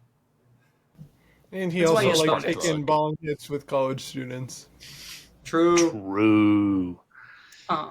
But this, like Kyle said, their plan this year has to be, all right, the credit card bill has come due. Pay you your money and get out. This is going to be like this is going to be a redemption team where old vets go to prove that they still have football left in them.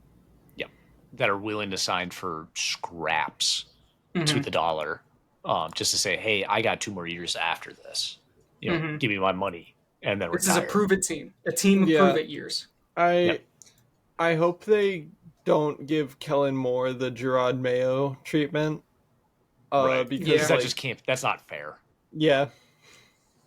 I do Give think, the guy, regardless of how ass the Saints are this year, Kellen Moore There's nothing to work with. There's no reason he shouldn't be the coach in the 2026 season as well. Kellen Moore plus Tyler Shook was like Jake Hayner and Spencer Rattler were on the team before Kellen Moore. Tyler Shook is Kellen Moore's guy. That's true. All the more reason that he's probably going to be the one starting this year, unless they make a move, which they shouldn't. Yeah, They might, but they shouldn't. Now that is not the only NFL news negotiation that is going on. Yeah, as you said during the season, players don't really want to negotiate contracts. They want to focus on winning football games, and it's hard to do that. There's one player who is like, no, I want to negotiate a contract. I'd like to focus on contract negotiations, please. It came out. Was it today?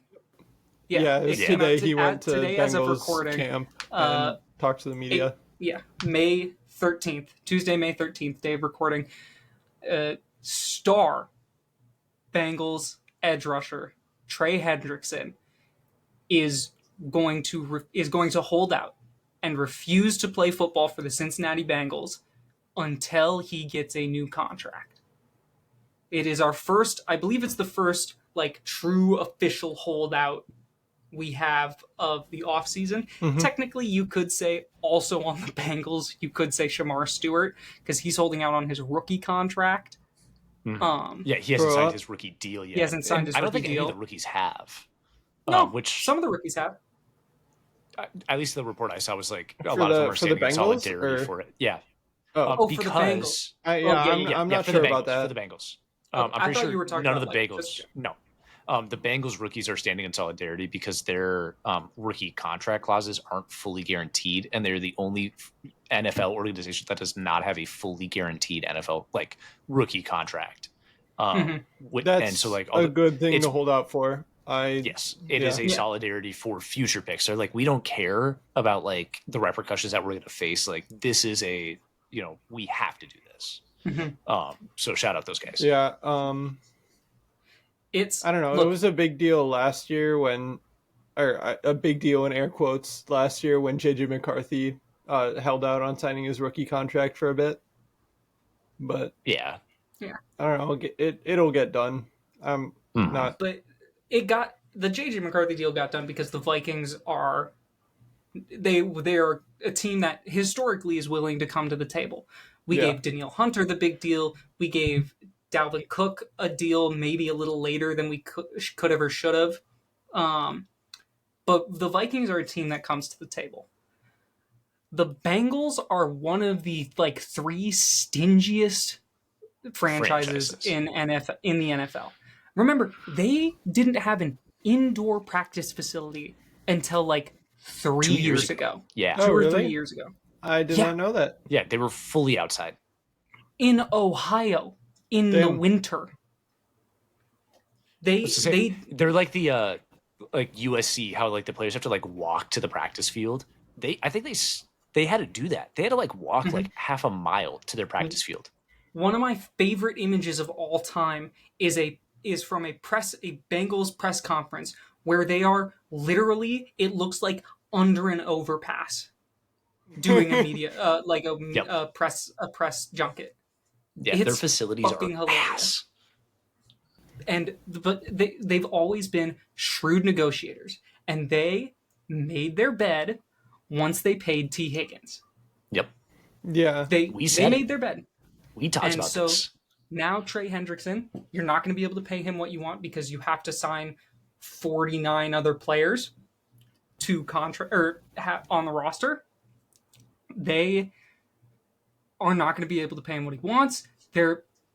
And let's be clear, Trey Hendrickson deserves every penny and more. Yeah, Over the last he 2 was years, the sack leader last year. over the last 2 years, he has 30 sacks. That's insane. The crazy next production, closest, especially for a Defense that's like more, ass. that is Yeah. that is FYI 30 sacks over the last years. That's number one.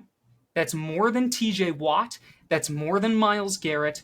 More than any of the edge rushers more than Daniil Hunter. Will Anderson's only been in for, he was in for 2 years. Yeah, he's been But in for 2 years, but those were his first 2 years, so give him more a than little Joey more. Bosa, more than Nick Bosa. Trey Hendrickson has the most sacks over the last 2 years, and the Bengals cannot pay him. Yeah. When I was at work today, I was listening to a few of the interviews Trey Hendrickson gave to the media today. One of them, he specifically mentioned Jamar by name. He was like, Jamar, I'm glad you got your money. You absolutely deserve it. It's my turn. And I agree, but the Bengals don't have money. They gave the rest of their money to T. Higgins, and now they're forced to trade Trey Hendrickson, or they're going to have to work some devil magic in order to keep him on the team.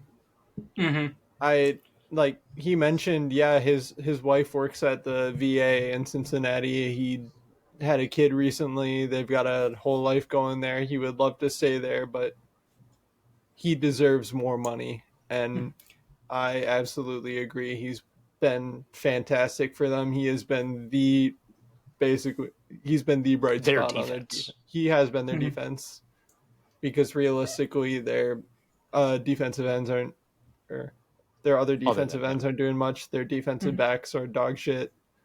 Their general front seven is not a great unit besides him.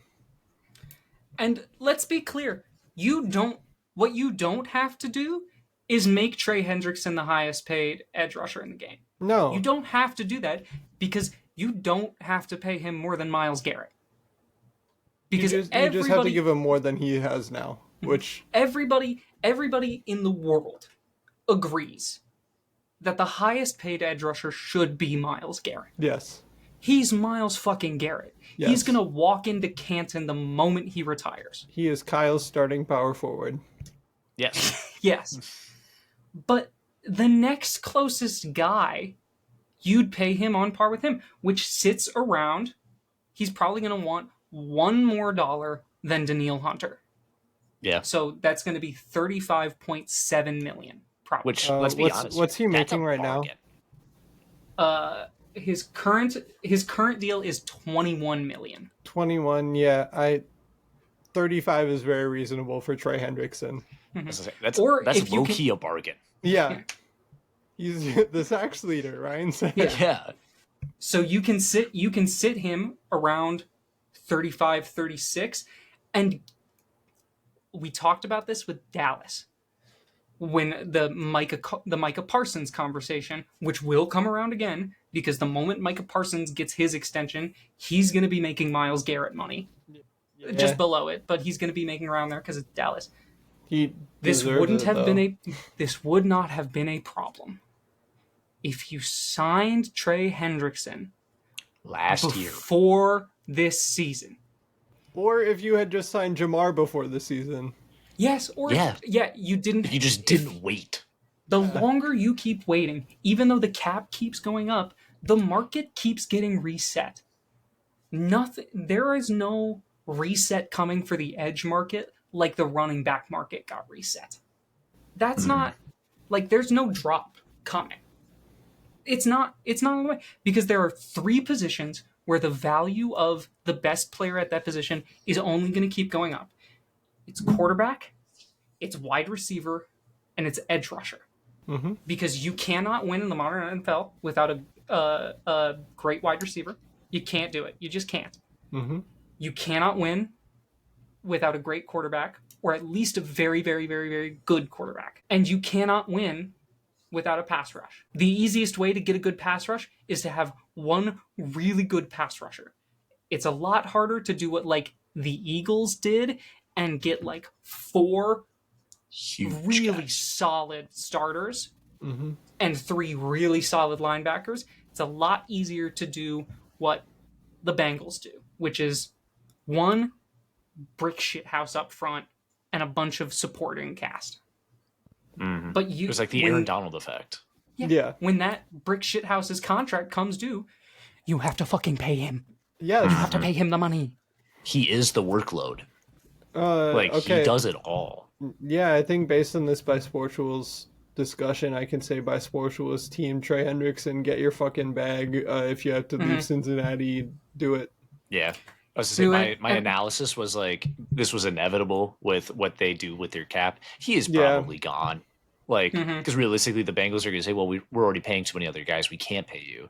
And he's literally going to go like this to the people at the front desk and just walk out. Like, They need new ownership like a decade ago. Now that we've come to this agreement, now it raises a new question. Where where? is Trey Hendrickson going? Because I did not think about this. Here's the Yeah. thing. Here's the thing. I'll stall, but I'll also give them. They're not going to trade him within the conference.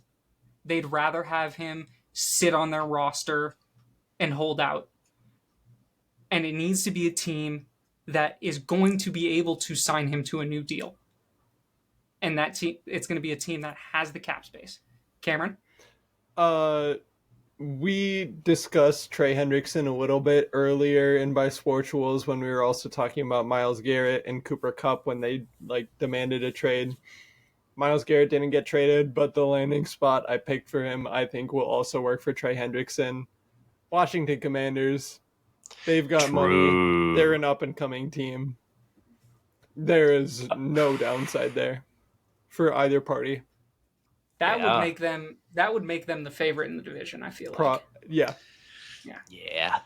I don't know. It's hard to It's be the them and favorite Eagles. over a reigning champion.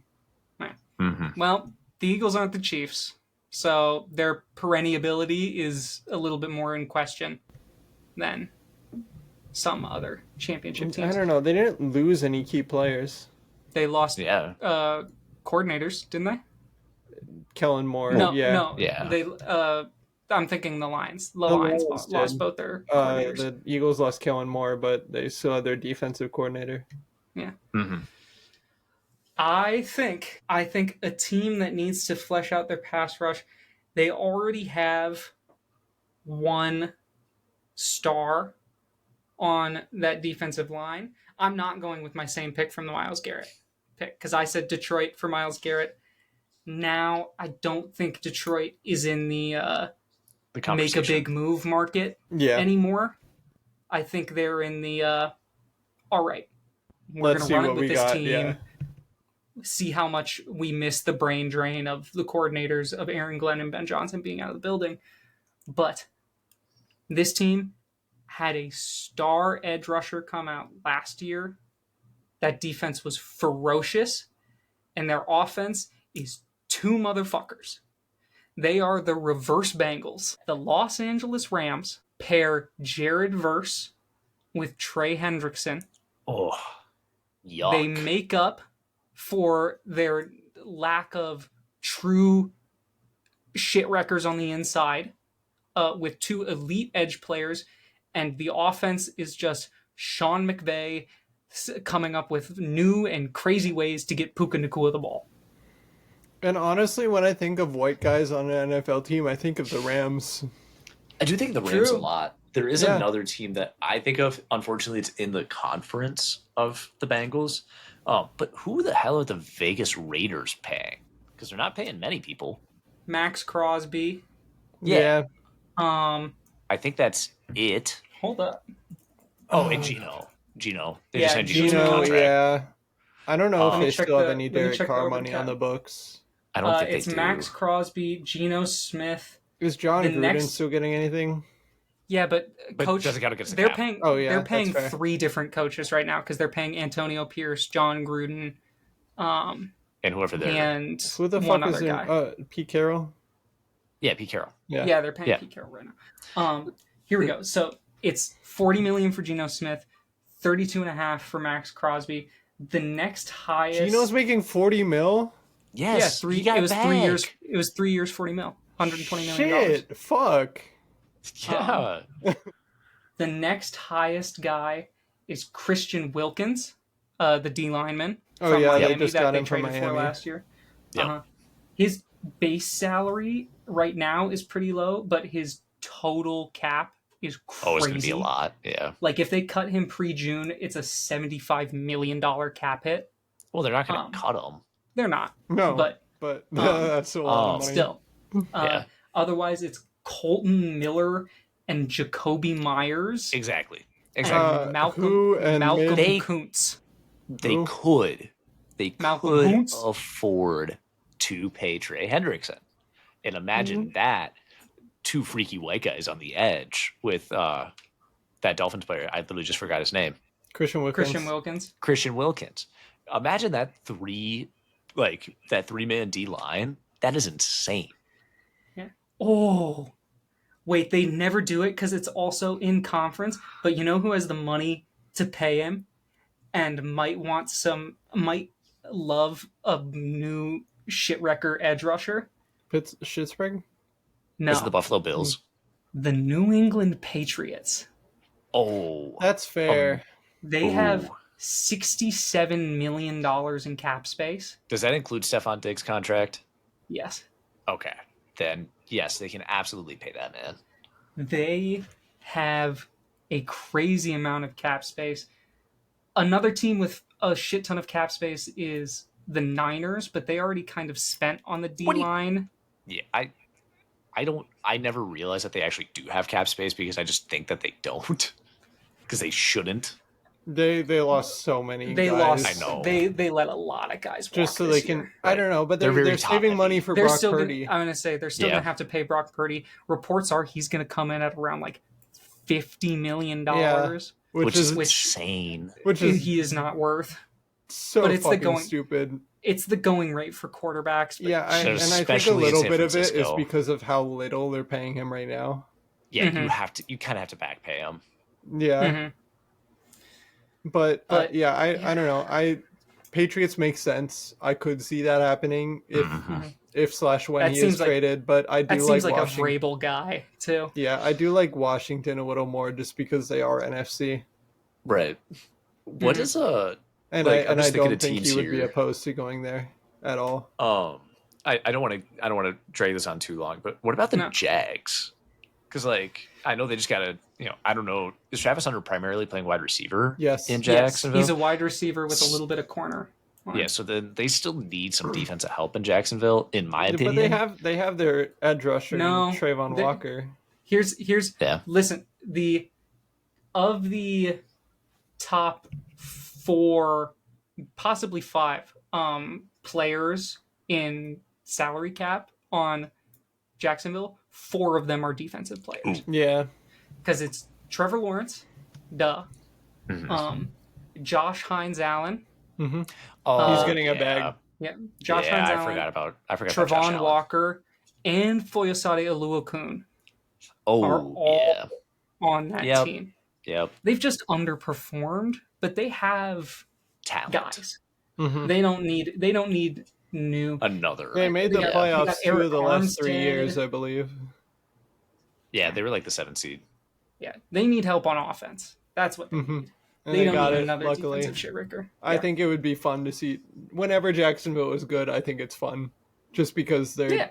They're a they're whimsical usually team. yeah. Duval. They are very whimsical. That's a great adjective. The only people, now that I'm looking at it, and of course you could totally like backload the salary, But for 2025,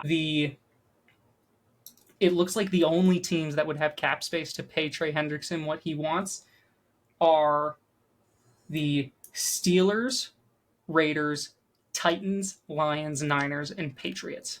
Everybody else has less than $32 million in cap space. Of course, with the NFL, We don't know. Yeah. fake money and void years and backloading contracts, you could absolutely pay him like 24 in the first year, and then that goes up. And then ramp up. Yeah.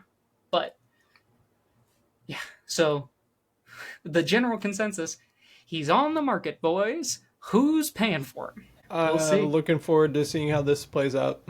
Yeah. Should be a... There's still so much off-season to go. Mm-hmm. And there's still so many pieces that need to fall.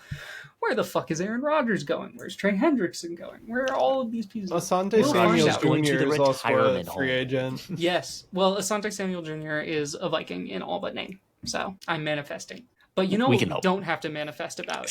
Because it's here. It's real. And it's time. It's Cameron's album of the week. Cameron, what have you got for us this week?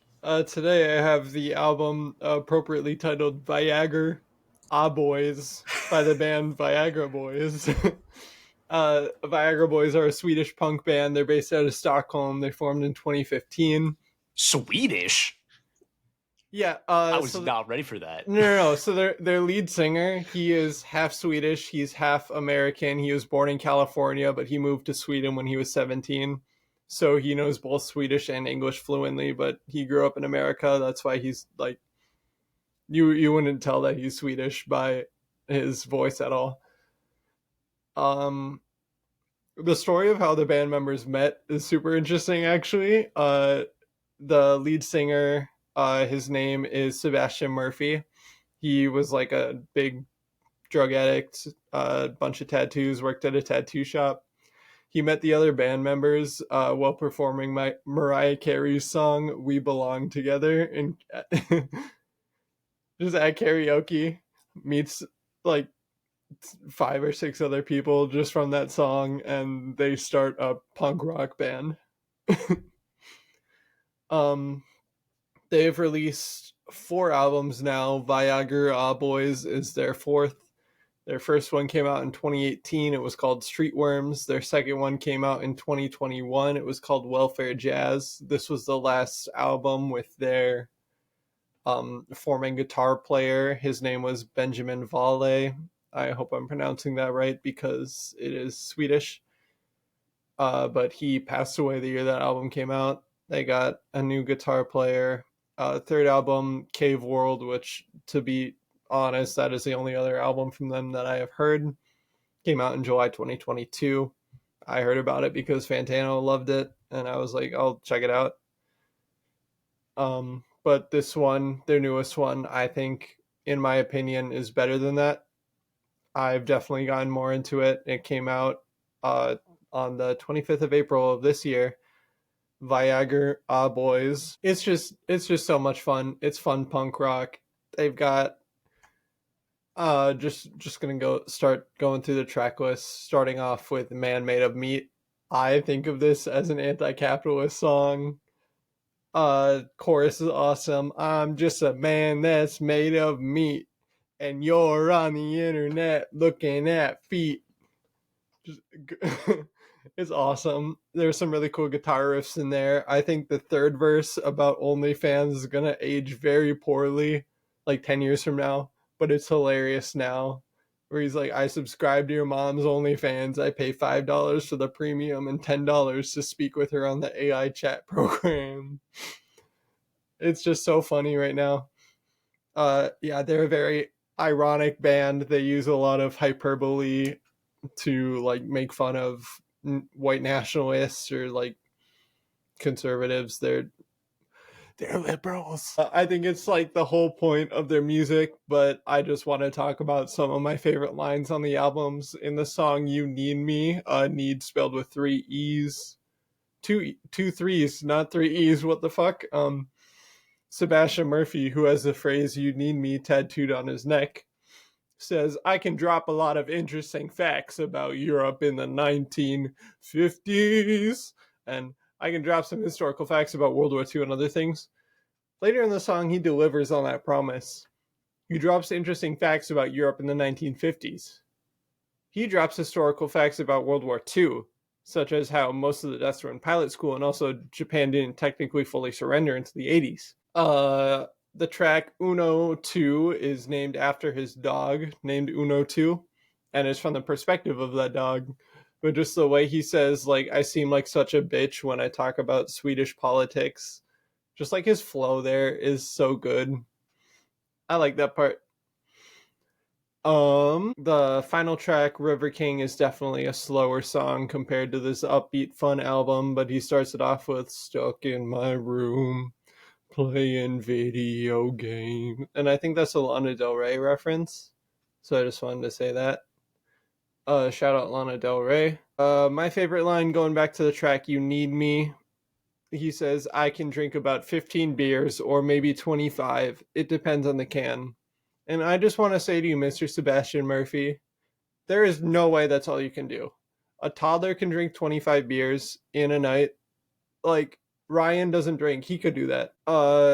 So if you want to go to the Drunken Clam, have some Pawtucket Patriot Ales, maybe a couple hundred, let me know. But if you're only going to have 15 to 25, I don't want to, like, go out with you, really. Yeah. A couple other songs I wanted to shout out. Store Policy. I don't really like the chorus, but I think the first half of that track is super cool. Waterboy, I love how it opens up with, it's 10 degrees outside and I'm outside harvesting clams. I think that's fun. And then the chorus is just like, spent all day at the nail salon. I think that's funny. There is a track on there, Best in Show Part 4, that I do think gets a bit too absurdist in its storytelling, and it kind of draws you out of it. But other than that, I like most of the songs on this album. It's not super long. I would definitely recommend checking it out at least once. It's funny. There are some super cool guitar riffs, and I do think there is a lot of value here if you really dig deep into the messaging they're sort of satirizing. Is that the right word? I don't know if I pronounced that right. Yeah, but you do not need to have erectile dysfunction to enjoy this new album from Viagra Boys. And now I'm going to talk to some guys who had never heard of Viagra Boys and hear what their thoughts are. Shout out Man Made of Meat. Favorite song. What a way to open the album. I thought it did. I'm not a huge fan of the second track, Bog Body. That I think one, it's good. Bog Body got put on my daily discovery playlist on Tidal about 5 different times. So I've heard it a lot. I just think the idea of just comparing women as swamp creatures was kind of funny, especially if you're looking at it from a misogynist perspective. It was like criticizing. They've been known to criticize hypermasculinity a lot in their earlier music. God, first they're fucking liberals, now they're I'm kidding. But I think it picked back up with Uno 2. Health Pyramid I didn't talk about, but that one was another standout to me. Waterboy, shout out as well. But man, I've already added Man Made of Meat to my general, it's like my miscellaneous playlist where it doesn't fit with any of my other playlists, but it's songs I want to keep. Just a man made out of meat. Well, you're on just the internet looking at feet. Looking at feet. The fucking lyricism is stupid, and that's what makes it great. Yeah. I love it. Great album. Recommend. Yeah. When Kim sent this to us and I saw that it was the Viagra Boys, I 100% thought this was going to be some like pure 2020 2021 cum rap album. Just that style where it's all talking about just gay sex. I totally thought that's what this was going to be. Yeah, Dicko, but just an actual attempt at a real album of that. So I was very pleasantly surprised when I heard Man of Meat. So yeah, I thought it was fun. It was a good car, kind of rock. Just I'm vibing, I'm driving, sun shining. It was a good vibe album. Even though this is a song. This is Man Made of Meat is a song that I would yell in the car with the windows down. I out of agree. Just the pure joy of I'm just a man. I've had it on my playlist for like 3 weeks, and I have yelled it in the car, and it is fun. This is a coming back from the bars, but we want to keep the energy up song. Yeah. Yes, absolutely. But also, it's like anti-capitalist, and that's awesome. So it's What kind a perfect of based. combo. What a Yeah. combo. So yeah, great album. Not a lot of notes. 3 thumbs up from the Bisportuals crew. Cool. Yeah, And check with it out. that- It's not super long. You'll like it. At least listen to it once, Joey. he listens to some of these, so Yeah, he Hey. does. I appreciate that. And with that, we want to thank you for taking the time out of your day to listen to us talk about sports. If you're listening to this on release on Friday, we hope you have a wonderful Friday. If you're listening to it during the weekend, we hope you have a wonderful week. And if you're listening to it during the week, we hope you have a wonderful week. Thank you all so much for watching and listening. And we will see you all next week. Bye-bye. Bye. Bye. Bye. Bye. Bye. Bye. If you see me out in Quahog, say hi. But if you meet me at the Clam, I'm a talkative guy.